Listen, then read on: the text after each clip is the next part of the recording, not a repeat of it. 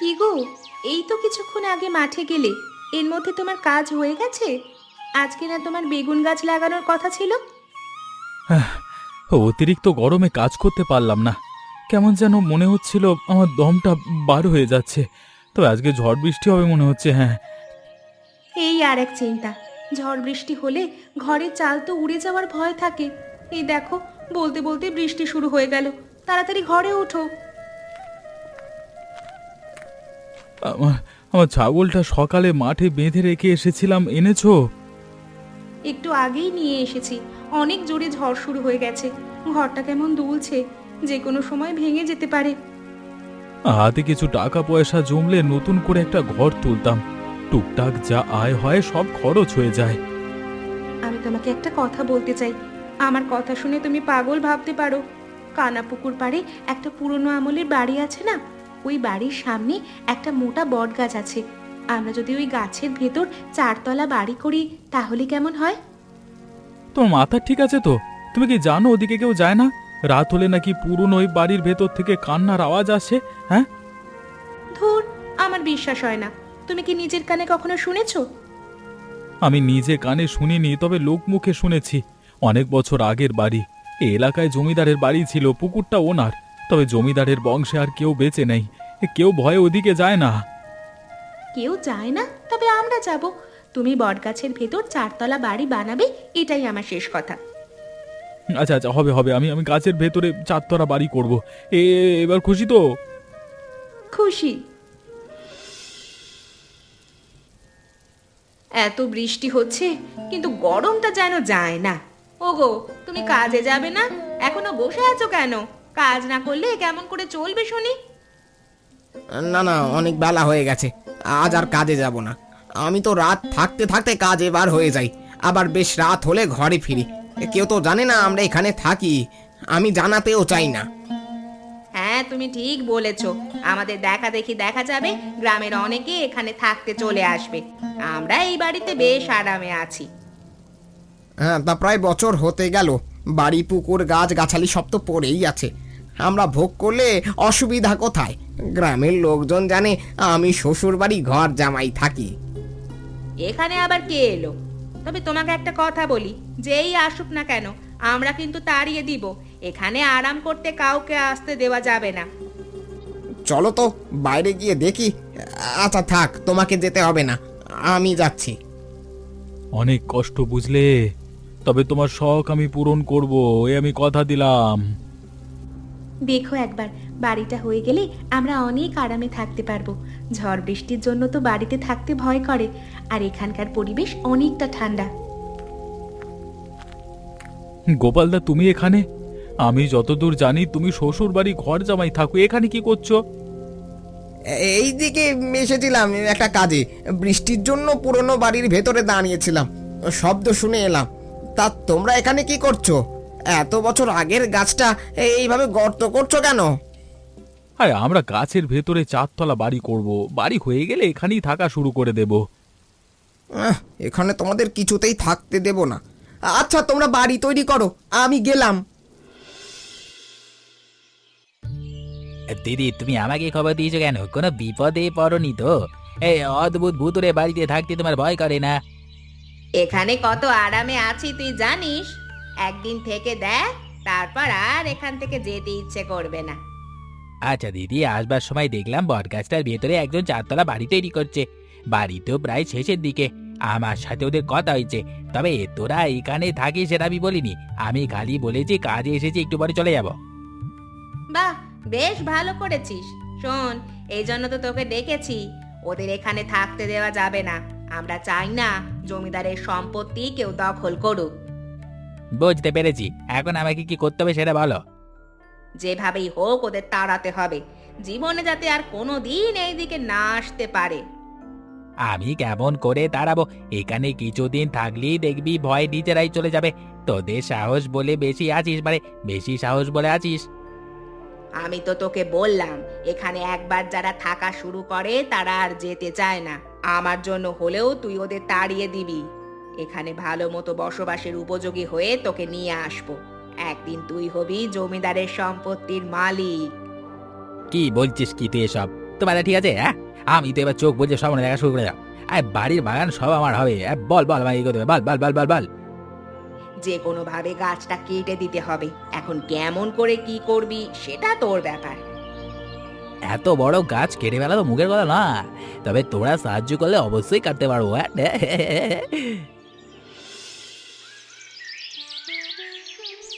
কি গো, তোমাকে খুব খুশি খুশি লাগছে যে।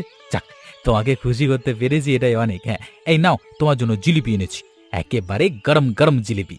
আরে ললিতা পিসির মিষ্টির দোকান থেকে নিয়ে এসেছি। হ্যাঁ, খুব ভালো করেছো। গাছের ওপর ঘর বানানো উপলক্ষে গ্রামের লোকজনদের একদিন ভোজ করে খাওয়ানো উচিত। আরে ভোজ করে খাওয়াতে পারলে তো ভালোই হতো, কিন্তু আমার কাছে যে বেশি টাকা নেই, সবাইকে খাওয়াতে অনেক টাকা লাগবে। টাকা তুমি যেভাবেই হোক জোগাড় করো। আমরা এত সুন্দর বাড়ি করেছি, লোকজন দেখবে না? সবাইকে দেখাতে না পারলে যে আমার ভালো লাগবে না। লোকজনের দেখানোর কি আছে? আমরা নিজেদের মতো থাকি না, দেখবে আমাদের দেখা দেখি এখানে আরো মানুষ থাকা শুরু করে দেবে। আমরা নিরিবিলি ভালোই তো আছি। সে বাপু আমি এত কিছু বুঝি না। তুমি সবাইকে ভোজ করে খাওয়াবে, এটাই আমার শেষ কথা। আচ্ছা দেখি কি করা যায়, তবে টাকা পয়সা জোগাড় না করতে পারলে ভোজ করা হবে না। ও বাবা গো, দেখো দেখো কত বড় সাপ! সাপটা দেখতে কি ভয়ঙ্কর! দরজা দিয়ে ঘরের মধ্যে বসে থাকতে হবে। দেখলে তো, এই ভয়টা আমি পাচ্ছিলাম। সাপের জন্য তো এখন ঘর থেকে বাইরে যেতে পারবো না। এত ভয় পেও না তো, সাপ ঠিক চলে যাবে। এদিকে মানুষের চলাচল শুরু হলে আর ভয় থাকবে না। ভয় না থাকলে তো ভালো। দাও একখানা জিলিপি খাই, দাও।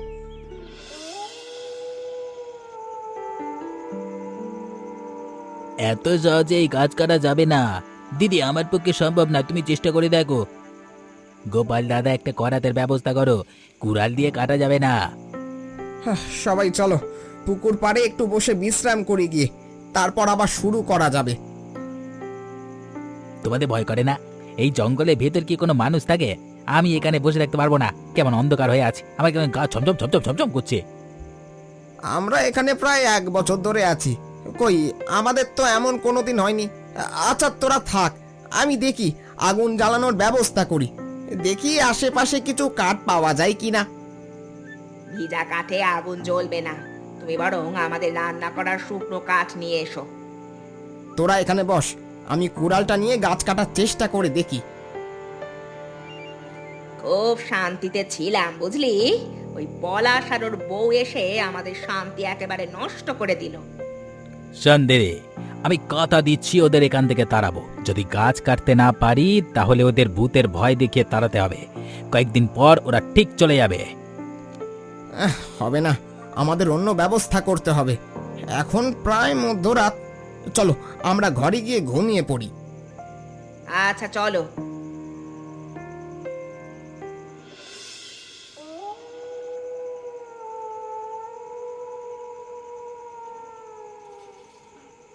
কেউ গাছটা কাটবার চেষ্টা করেছে, কিন্তু কেন? আমরা এখানে আছি বলে? 100 বছরের এই পুরনো গাছ আগে তো কেউ কাটবার চেষ্টা করেনি। টিয়া, নিচে নেমে এসো তো। কি হয়েছে? আমাকে আবার নিচে নামতে বলছো কেন? তুমি কি সাপ দেখেছো? সাপ থাকলে নিচে নামতে পারবো না। আরে বাবা, সাপ নয়, তুমি আসো তারপর বলছি। কি কাণ্ড! কে এত বড় সর্বনাশ করতে চাইছে? বুঝেছি, গ্রামেরই কেউ হবে। আমাদের সুখ সহ্য করতে পারছে না, তাই গাছটা কেটে দিতে চায়। ভোজ করে খাওয়াতে চেয়েছিলাম, কিন্তু কোনো দরকার নেই। যারা আমাদের ক্ষতি করতে চায় তাদের কেন ভোজ করে খাওয়াবো? আমার কেন জানি মনে হচ্ছে এই পুরনো বাড়ির ভেতরে কেউ থাকে। একবার ভেতরে গিয়ে দেখলে হয় না? চলো আমার সাথে। দেখো, ওই পুকুর পাড়টা কেমন ধোঁয়া ধোঁয়া হয়ে আছে। কেউ মনে হয় আগুন ধরিয়েছে। আগে পুকুর পাড়ে যেতে হবে। এই দেখো কাঠের আগুন, আগুন এখনো পুরোটা নিভে যায়নি। এবার পুরনো বাড়ির দিকে চলো। নাক ডাকার শব্দ শোনা যাচ্ছে। ওই দেখো, এই ঘরে গোপালদা ঘুমাচ্ছে। এখানে তো সব আছে, মনে হয় অনেক আগে থেকে থাকে। তাহলে গোপাল দাদারা শ্বশুর বাড়ি থাকে না, সবাইকে মিথ্যে বলে এসেছে এতদিন। মনে আছে প্রথম যেদিন আমরা ঘর বানানো শুরু করেছিলাম, সেদিন গোপালদার সাথে দেখা হয়েছিল, বলছিল একটা কাজে এদিকে আসছে। আমার সব মনে আছে। তোরা তোরা এখানে কি করছিস? এইভাবে উঁকি মেরে দেখা তো ঠিক নয়। তোমরা তাহলে এখানে আছো? ভালোই তো জমিদারের বাড়ি দখল করে আছো। ভালোই তো। আমরা একা দখল করে আছি, তোরাও তো বট গাছের ভেতর 4 তলা ঘর করেছিস। বেশ করেছি। টিয়া এখন চলো, এখানে থাকলে তুমি ঝগড়া করবে।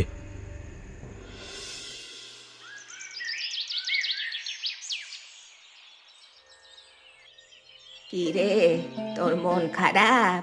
মুখটা এমন শুকনো শুকনো লাগছে কেন? বউয়ের সাথে কি ঝগড়া করেছিস? শুনলাম নাকি তোরা গাছের ভেতর 4 তলা বাড়ি করেছিস, তাও আবার জমিদার বাড়ির বট গাছে। ঠিকই শুনেছ পিসি, তবে আমরা একা থাকি না, পুরনো বাড়ির ভেতরে গোপাল দাদারাও থাকে। গোপাল তো বলেছিল শ্বশুর বাড়ি থাকে, তাহলে এতদিন মিথ্যা কথা বলেছে। তোরা যখন আছিস তাহলে আমিও যাব। ওইখানে তো অনেকগুলো ঘর, একটা ঘরে আমি থাকবো। ঝড় বৃষ্টি হলে আমার কুঁড়ে ঘরের চাল দিয়ে জল পড়ে, মাঝে মাঝে মনে হয় ঘরটা বুঝি উড়ে চলে যাবে। তুমি বরং আমার বাড়ি থাকতে পারো, আমি তো 4 তলা ঘর করেছি, তোমার থাকতে অসুবিধে হবে না। আমার আবার দালানে থাকার ইচ্ছে, সারা জীবনে কোনোদিন তো দালানে থাকার ভাগ্য হলো না। এই বয়সে এসে যদি একটু ঠাঁই হয় তাহলে মরার আগে শান্তিতে মরতে পারবো।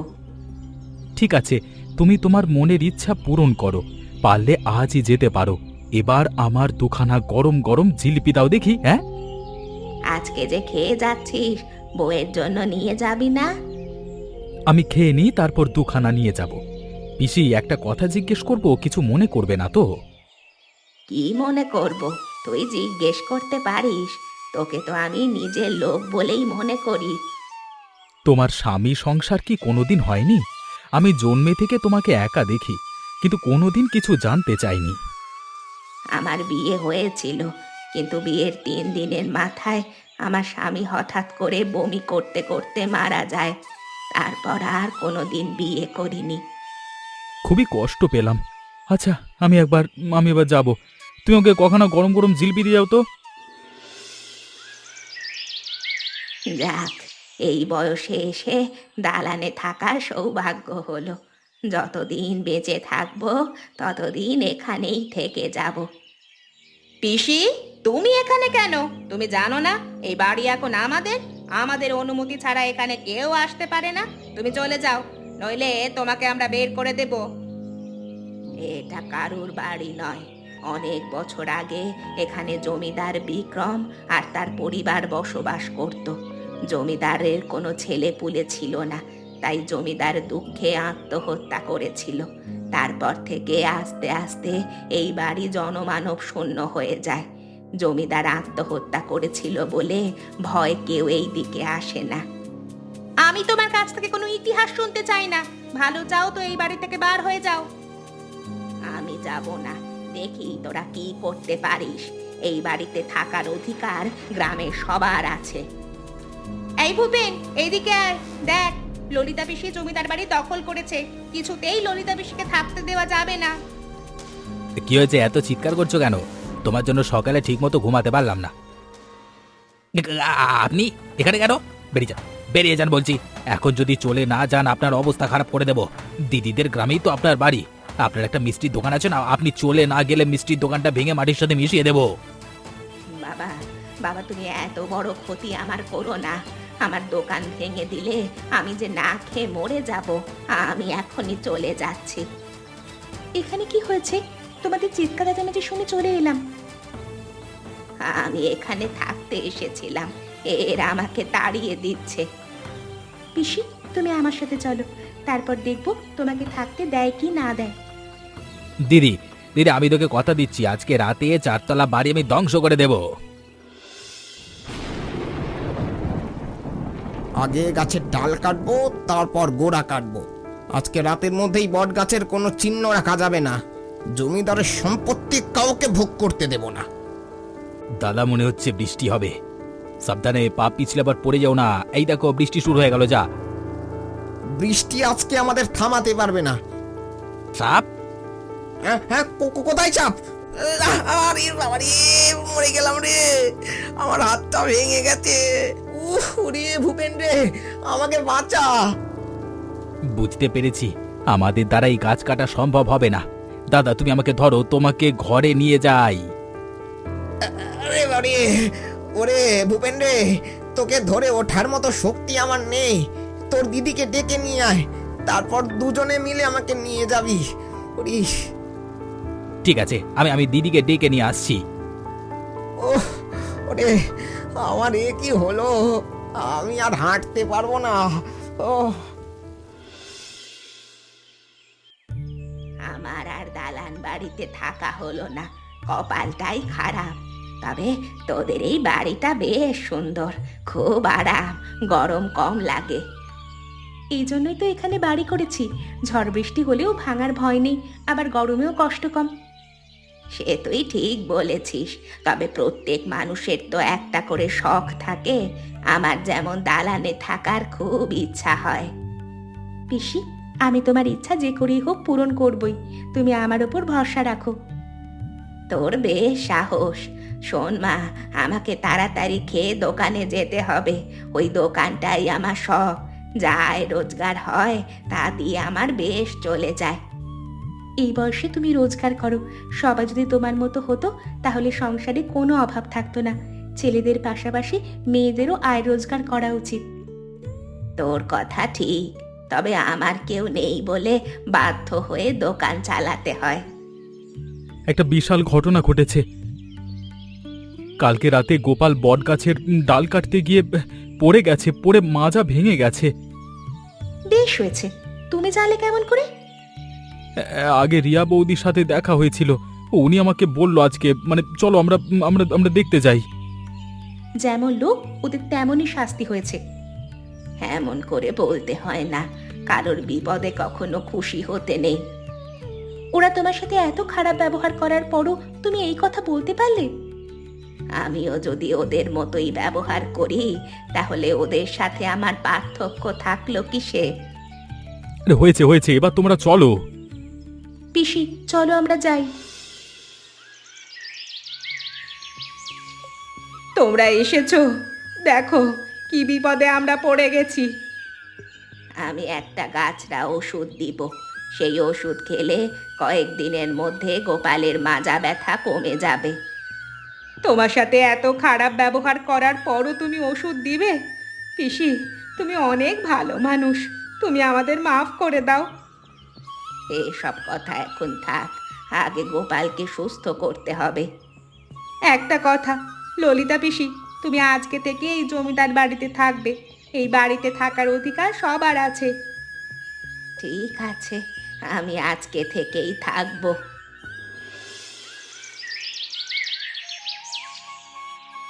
এখনো ঘুমোচ্ছ কেন? এত বেলা অবধি তুমি তো ঘুমাও না, কি হলো শুনছো? একদিন কাজ না করলে কিছু হয় না। এখান থেকে যাও তো, আমাকে বিরক্ত করো না। একটা কথা বলার ছিল, তুমি রাগ করবে বলে বলতে পারছি না। আমার না এখানে আর ভালো লাগছে না। গাছের ভেতর চারতলা বাড়িতে থাকার স্বাদ আমার মিটে গেছে। কেন ভালো লাগছে না? এখানে তোমার থাকতে হবে। গাছের ভেতর চারতলা বাড়ির জন্য তুমি আমাকে পাগল করে দিয়েছিলে। কত কষ্ট করে আমি বাড়িটা করেছি, আর এখন তুমি বলছো এই বাড়িতে থাকবো না? এখানে থাকতে ভালোই লাগে, কিন্তু বিষাক্ত পোকামাকড় আর সাপের বড্ড ভয় করে। এই বটগাছে অনেক সাপ। তুমি যখন যা বলতে তখন তাই শুনতে পারবো না, ভালো লাগে না। তুমি এখান থেকে যাও, আর আমাকে একটু শান্তি করে ঘুমাতে দাও তো। হুম। বুঝতে পেরেছি, এই বাড়ি ছেড়ে আর যাওয়া হবে না। কি আর করা, সাপ আর পোকামাকড়ের সাথে বসবাসের অভ্যাস করতে হবে। বলুন তো দেখি, ললিতা পিসির কিসের দোকান? সঠিক উত্তর কমেন্ট করে জানাবেন। আর পরবর্তী গল্প দেখার জন্য আমাদের চ্যানেলটা সাবস্ক্রাইব করতে ভুলবেন না। সবাই ভালো থাকবেন, সুস্থ থাকবেন। ধন্যবাদ।